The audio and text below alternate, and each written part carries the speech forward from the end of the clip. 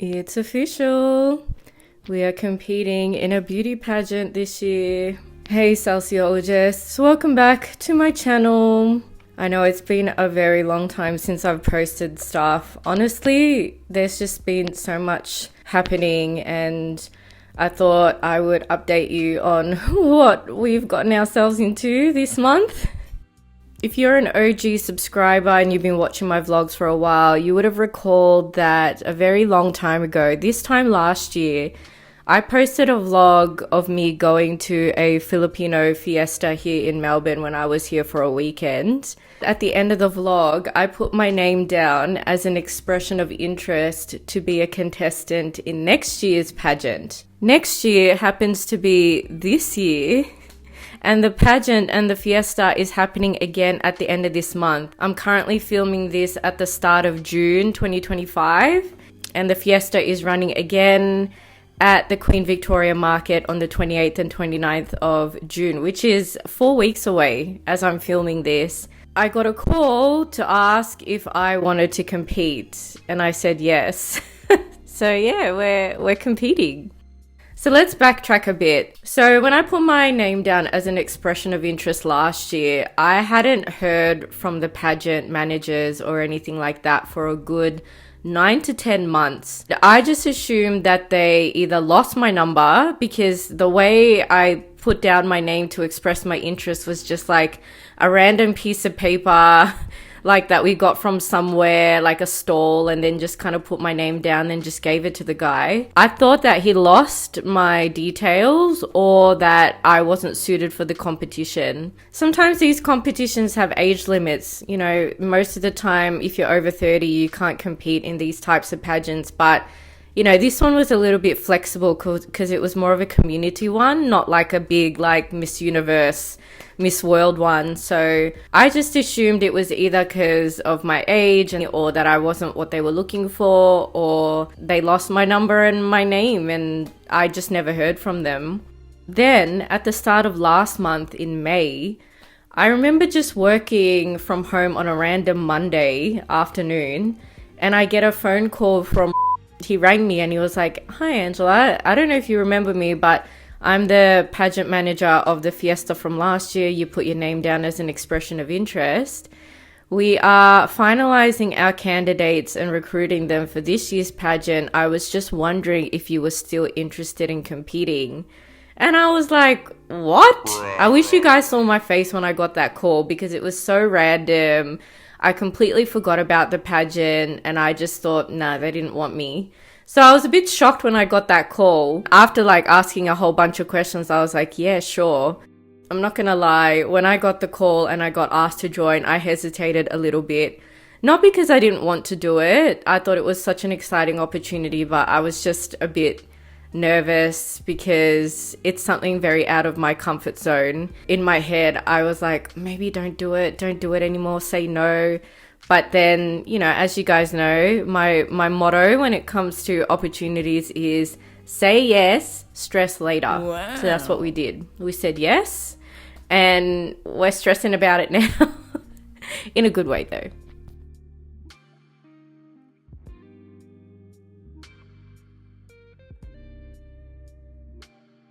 I've said this before on the channel, but Mum was a contestant in the Mrs. Philippines beauty pageant in like 2007? No, 1997. It was a very long time ago. I was only like 6 years old. My brother wasn't even born yet. When she competed, her pageant was very legit. Like, it was a pageant that went on for months. There was so many events like preliminary nights, evening gown nights, talent nights, swimsuit nights. It was insane. Like, it went on for months and months and months, and she had to raise money for charity. It was a big event. She even had her own coach to teach her how to walk. And I remember we were living in like a really small flat at the time. It was like the first flat we've ever lived in when my parents migrated to Australia. It was so tiny, and I remember the coach was like teaching Mum how to walk from one side of the like flat to the other, and it was only like a short walk, like 10 steps. She came second runner up, so she's got all the trophies and sashes and things from that competition. I used to wear it like when I was younger, and I would like play with it and pretend to be on a catwalk like when I was like 8 years old. So ever since then, being in a pageant has sort of been on my bucket list.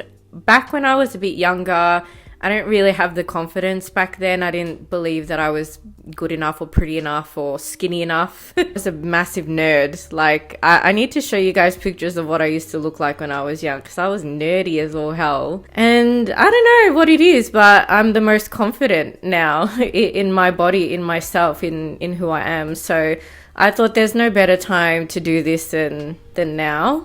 I'm so excited because it's something different, you know? We're just not working ourselves to death, working 2 jobs and running a business. We're doing something fun and different. It makes me a little bit nervous and excited, and I really like that because it's brought back a lot of my passion, you know, for fashion and beauty and stuff. So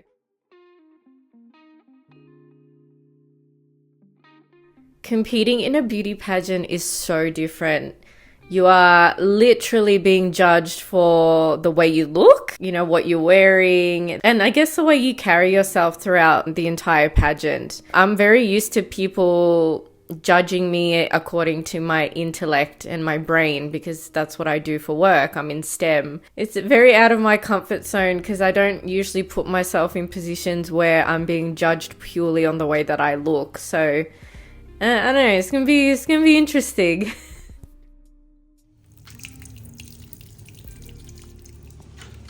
She's so big now. Look at you. Look how big you are now. My goodness. I'm so excited for this opportunity, and I thought it would be an even better opportunity to vlog the entire thing, from my preparations for the pageant, all the things that I do behind the scenes. It's going to be a learning curve for all of us, including me, because I've never competed in one of these before. It's my first time. But I've been very into pageants and things ever since I was a young girl. I always watched the Miss Universe, Miss World pageants, like religiously every year. It's practically like my AFL grand final. A very big learning curve for us. We're going to learn a lot about this world and what it's like. Vegemite on toast. Ma'am, I talk too much. It uses up so much of my energy.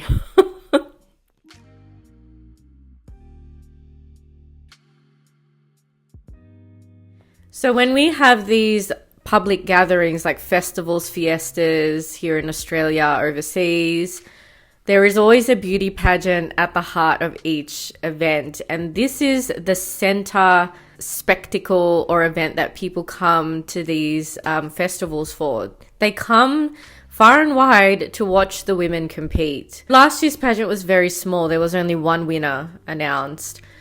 But for some reason, I don't know what's been happening the last month of May or so. The word spread for the recruitment process across social media, and more contestants decided to join and compete as well. Last year, there was 4 contestants, 4 to 5 between each category. This year, there is 8 contestants in each category. So I'm competing against 7 other women for my category.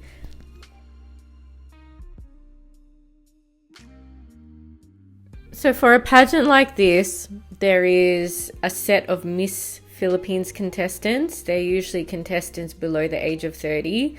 The age range is usually between 80 to 30 years old for the Miss Filipino Fiesta contestants.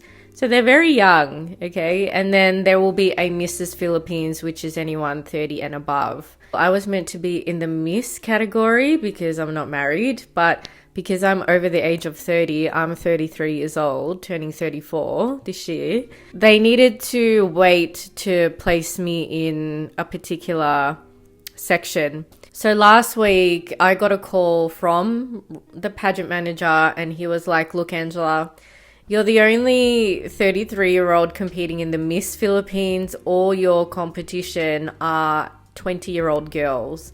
And he's like, I've been doing pageants for many years, and I would like to put you in the Mrs. category. I think it would be beneficial for you because if you stayed in the Miss category, you'd be competing against some really young girls and you will stand out, but not in a good way. I'm actually guiding you to consider being moved to the Mrs. Philippines, because in this category, you'll be the youngest out of all the women competing. I just said to the pageant management, if being married is not a criteria and I'm allowed to be in the Mrs. Philippines and I don't get disqualified for that, do what you need to do. As long as I fit the criteria, it's fair, and I still have my integrity intact, go for it. I was actually going to drop out of the pageant when he said that to me, because I was like, I don't know. The only reason I stayed and agreed to it was because he advised me that last year's winner for Mrs. Philippines was unmarried. Like, she wasn't married. She was like a single mom.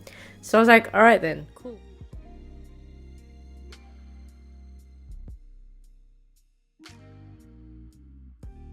So our actual competition where the women compete and is crowned will happen on the Sunday, the 29th. And the Saturday, which is the day before, we do all of our parading around and photo taking, and there's a red carpet and stuff for us apparently. So we're going to do all of that stuff on the Saturday, but the actual competition is on the Sunday. We have to compete in a gown. So it can be a Filipiniana gown, which is our traditional Filipino gown with the sleeves. You've seen me wear that before, or an evening gown of some sort. Apart from the dress, you also get judged on the way you do your catwalk, the way we carry ourselves, if they have time to ask us a question, which they might, how we answer that question in a very smart and graceful way.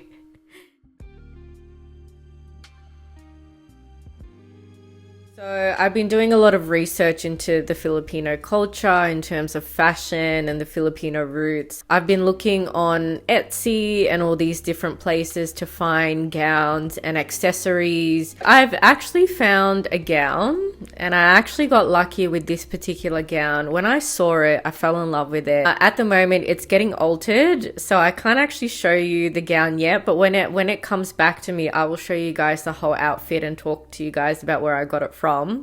One of the ideas that I had for the dress was to accessorize it pretty heavily so that we stand out in the competition. The dress is very westernized, so I know that we lose a little bit of points if we don't wear the traditional Filipiniana gown, but if we can pull off this dress and accessorize it really well, it can really come off very different and traditional. So that's sort of my creative idea for this. So one of my accessories that I'm planning on wearing has actually arrived in the post office today. I went to go pick it up. I've been waiting for this parcel for ages, so let's open it up and get our honest reaction to what I just bought. This parcel got lost. It actually got shipped to Canberra instead of Melbourne because I accidentally put my Canberra address when I placed the order. I had to hustle with Australia Post to get this sent to me. Woo! My God. Holy crap, look at it, it's so pretty! Ow, how do you wear it?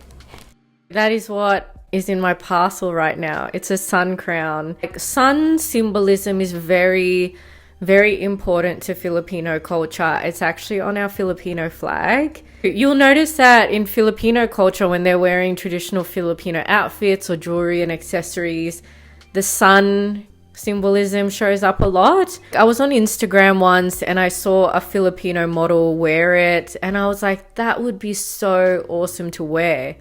And I thought, how cool would it be? When would I ever get to wear a crown? You know, so I thought it was perfect.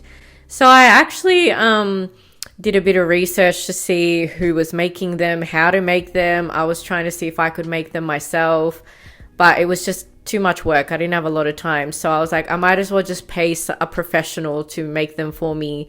And it turns out there was a lot of small businesses who were making them. So I found a small business on Etsy. I'll link their details over here and below. I found this crown and I fell in love with it. So pretty. Damn, how narrow are people's heads?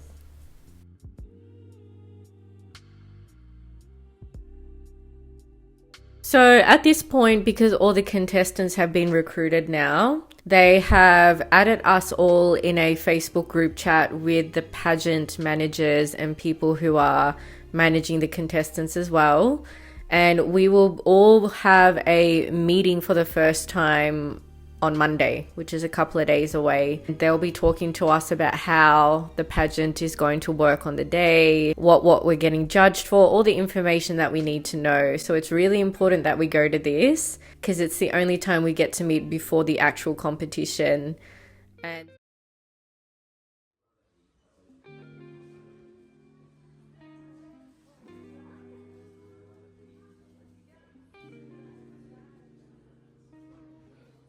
we are at Spotlight because I need some super glue for my crown. One of the wooden things have fallen off. So I picked up this. It's kind of like a super glue pen. Apparently it's really easy to use. It's really cheap. So I just thought I'd get that. But I know that when they make the crowns, they use glue guns. I don't know how to use a glue gun, so I'm not sure if I should be buying this or not, but YOLO.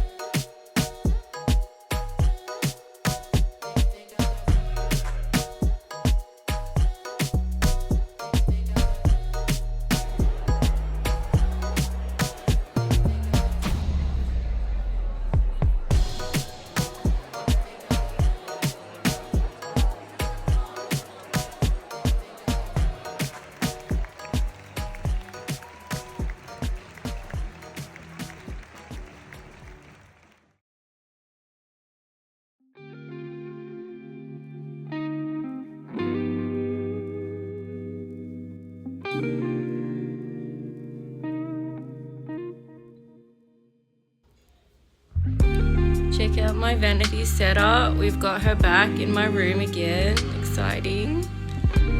Let's get ready.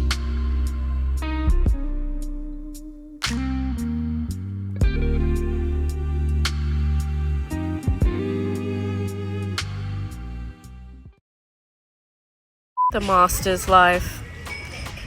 He's doing his assignment at a winery. If that's not dedication, I don't know what is, mate. So just a bit about how the pageant is going to work. Yeah. When I hung up the phone.